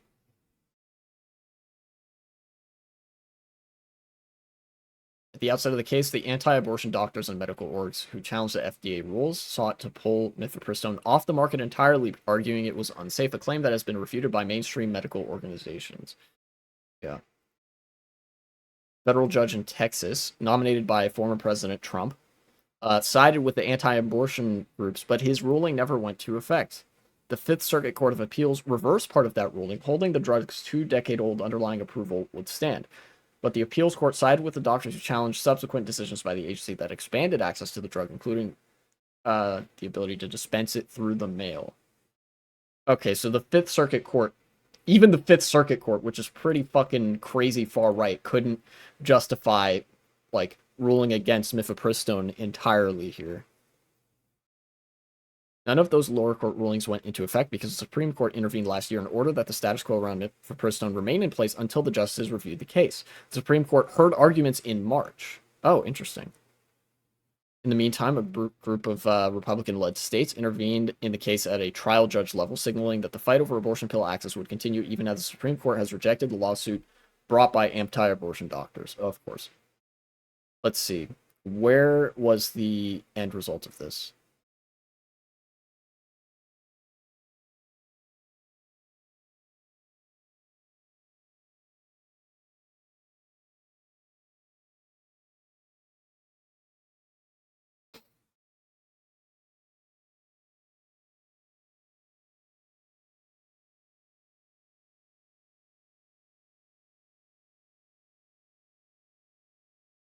Maybe I have to scroll up for that. The Supreme Court rejected a lawsuit challenging the FDA's approach. Let's see. the ruling. Wait, so they did hear the case. Okay, so they rejected it based on a 9-0? Holy shit, Justice Brett Kavanaugh wrote the opinion for a unanimous court. The court ruled that the doctors and anti-abortion groups that had challenged access to the drug did not have standing to sue. Though technical, the court's reasoning is important because it might encourage other mifepristone challenges in the future. Oh, okay, so they ruled against it here to, pry the door open a little bit for right-wingers to challenge abortion pills and stuff in the future.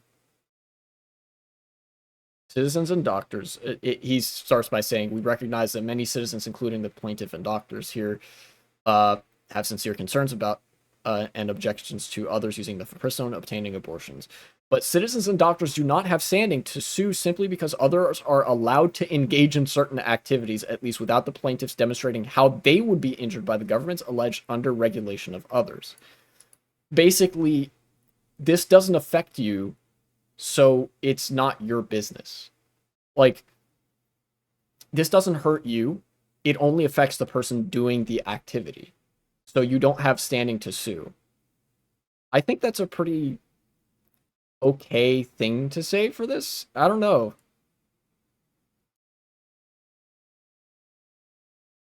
Under the wow, this is actually surprisingly backhanded.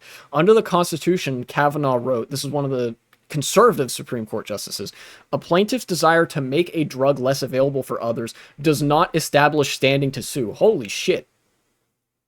That's surprisingly direct. Citizens and doctors who object to what the law allows others to do may always take their concerns to the executive and legislative branches and seek greater regulatory or legislative restrictions on certain activities. So basically he's saying, take it up with your governors and state legislatures. Huh. Not bad. You know? Although I should mention as well, this is obviously not being motivated by any sort of, like, ideological change of heart or whatever. The key thing that's going on here is that the Supreme Court knows that their reputation is fucked, especially on the topic of abortion, because they overturned the decision that made it a constitutional protection for people to get abortion in IVG. The thing here is they're like, all right, we have to deliver a pretty, like, safe ruling. We have to say something that's not going to get us in hot water. We have to rule in a way that's not going to make the Supreme Court fucking disappear overnight. Because the Supreme Court, probably a lot of them ideologically agree with anti-abortion doctors and medical orgs and like political groups and stuff, right? But they know that the majority of Americans, the vast majority of Americans, including a lot of conservatives, think that IVG and abortion should just be legal and available, right? Like, it's a pretty uncontroversial, in that respect, it is an uncontroversial health practice. That controversy is being manufactured around by certain elements of the far right. It's not actually that controversial of an opinion to be talking about, right? That abortion should be available and safe and legal. You know, that's the case actually with a lot of issues, that none of the opinions, even opinions that I have, as radical as they might be, the core opinion at the base of it is never that radical. It's never even that controversial. Even some of the stuff that leads me to say, like, and that's why we need socialism and to redistribute wealth and whatever the fuck, you know, any issue, be it health or education or like rent or whatever, none of that is a very controversial discussion. Most people would agree on some very basic points. Same thing with abortion. The issue is that there are some very rich people that want life to be worse for everybody, so they manufacture a narrative to try to manufacture controversy where none would otherwise exist, because, you know, a lot of progressive positions are just so self-evidently correct from a perspective of wanting people's lives to be as easy and as good as possible. You know? And the Supreme Court recognizes that, and they recognize how devastating it would be if they ruled against public opinion in this case. So that's the motivating factor here. Um,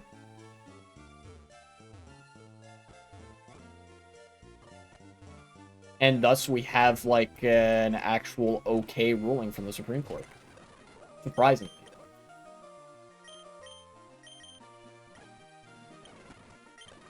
Let's move Pokemon here.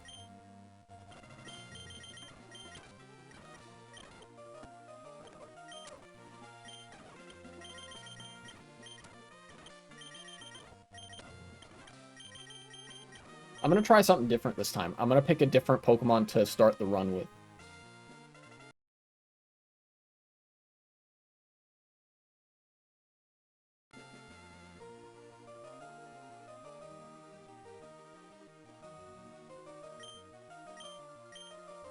I might make that into a segment too. I'm just adding tons of segments to the back burner here.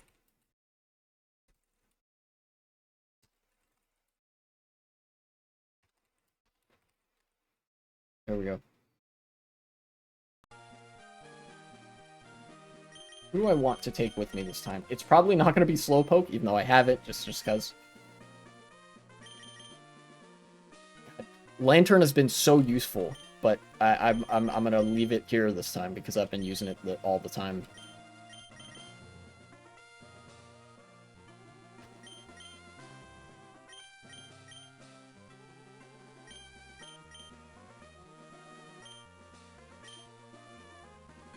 You know what? Fuck it. Let's make things hard on ourselves. Let's take Voltorb. Not a very good Pokemon, but you know, whatever.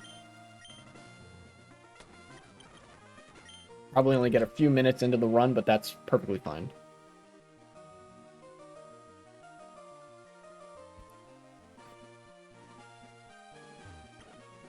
You'd like to go on an adventure? Not yet. What kind of quest do I have? Ooh, that's important. I should check that. Pinned. Big Saver and won't stop. Okay, I can unpin this one. Exit a rest stop with 50,000 in your pocket. I might try to do that one next.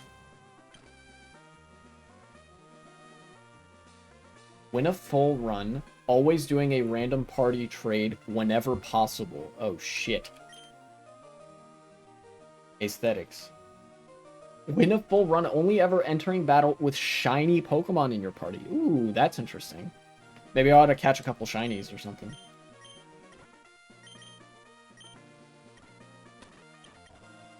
Let's look at to do, or maybe repeatable. Nah, to do.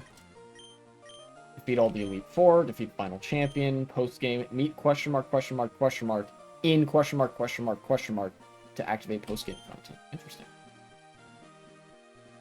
Defeat the Elite Four with a legendary in your party. Big Saver. Smart tactics. Defeat all 8 gym leaders without any Pokemon fainting. Oh wow, that sounds like a tough one. Win a full run without any Pokemon ever fainting. That's kind of crazy. 8. Oh yeah, the Wobbuffet one. Roguelock. Holy shit, what? Full run with Bag Wipe, Random Starter Trade, Embargo, Species, and 10 Wild Curses. That sounds like a challenge for the fucking ages. Win a full run with the Embargo Curse. Okay, yeah.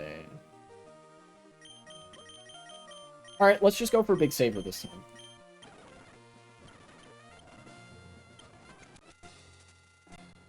Do it. Oh, wait, this is, Mr. Random guy. Yeah.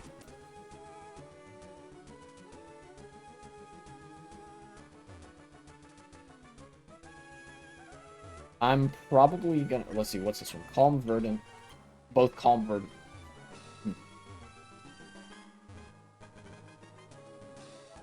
I'll take this one. Why not?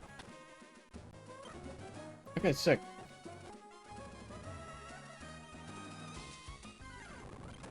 Pidgey! Yay! I like Pidgey. Look at this little bird. Look at this dude. I'm gonna name him Bird Up.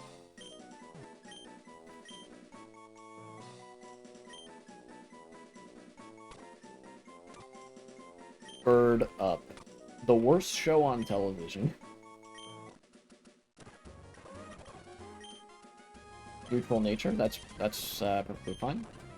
Igglybuff. Sure, why not?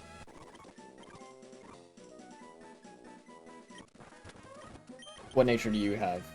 Really bad nature, actually, for what Pokemon you are. But that's okay. Catch you, because you're here. Pop it. What kind of... Oh, really good nature. I'm holding on to that, then. Apom, sure.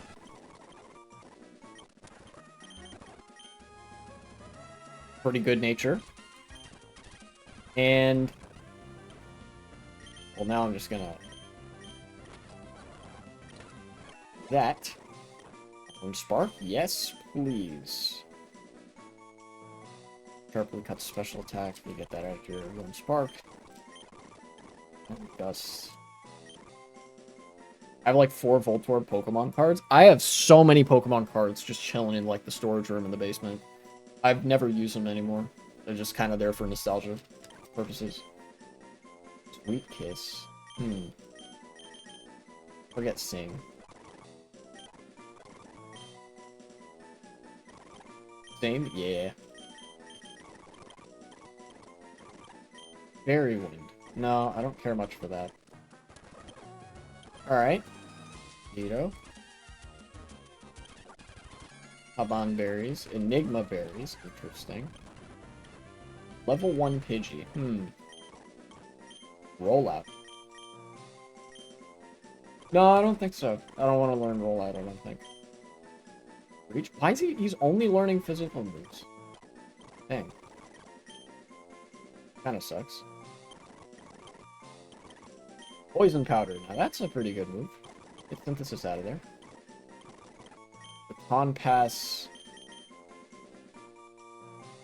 Keep effects in play. Switches out. Now that could be good. I'm gonna forget Sand Attack for that. In fact, I'll have Apom out front. Since Apom actually is a physical attacker.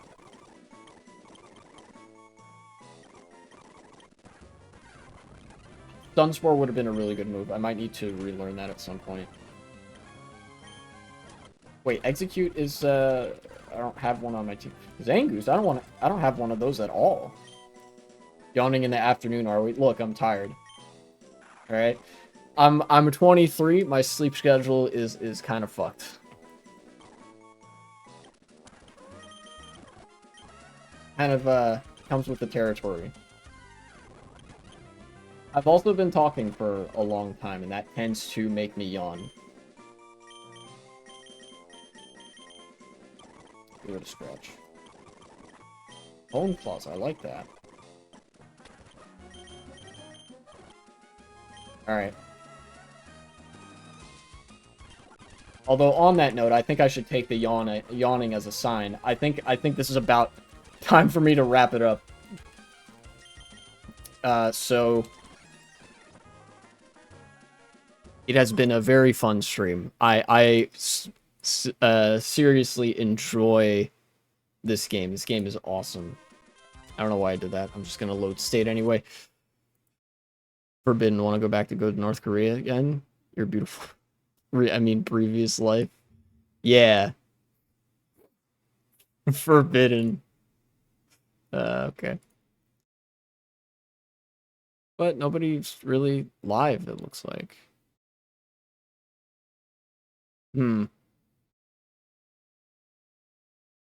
Oh, I know why. All the Smash Bros. People that I follow aren't live right now because they're probably flying out to wherever that tournament is happening. Tipped Off. There's a tournament happening this weekend called Tipped Off, and a lot of the big Smash players are going to be there, so that's probably where they are right now. So no raid today, I think. South Korea is the prison, obviously. Yeah, true. Fake Korea, not real Korea. Dude, South Korea is actually kind of fucked. Not as fucked as North Korea, but like, holy shit. I honestly think that it would be easier to turn around the situation in North Korea than it would be for South Korea. All you would have to do for North Korea is to open up the international community and start doing diplomacy with them and welcome them in to like the UN and stuff, and that way they, you know, things would start getting better there. South Korea is already part of the international community, and like shit's just going so far downhill so fast. It would obviously take time, but I honestly think it would take less in the way of like big political moves to improve things in North Korea than it would in South Korea. But anyways, rip the raid. I'd have 69,000 channel points then. Well, you come back next time, you'd have that 69,000 either way. All right. I'll see you next time. Have a good one.